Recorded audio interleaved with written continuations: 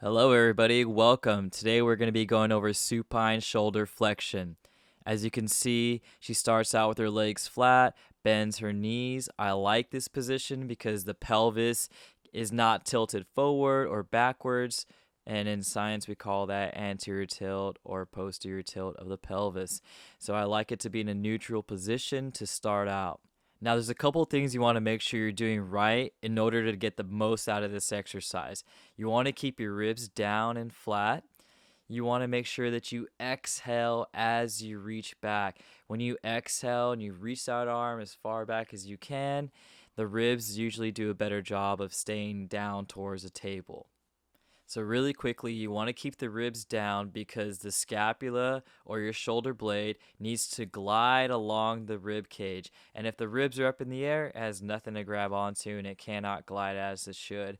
And therefore, there's going to be lack of stability for the shoulder. So this exercise, although it seems like a mobility activity, it's a motor control activity that is there to actually improve stability.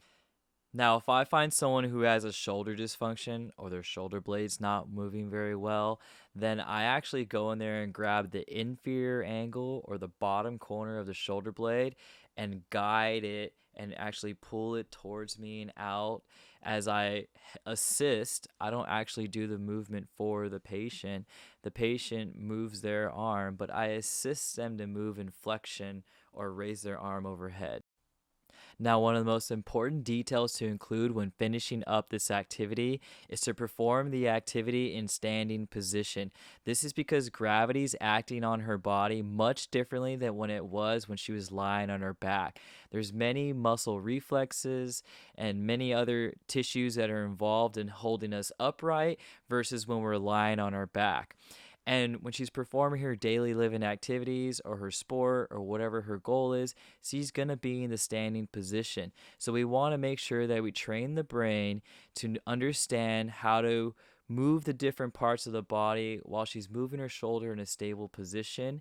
And this is called motor control training. So none of the previous activities matter unless we do this in standing.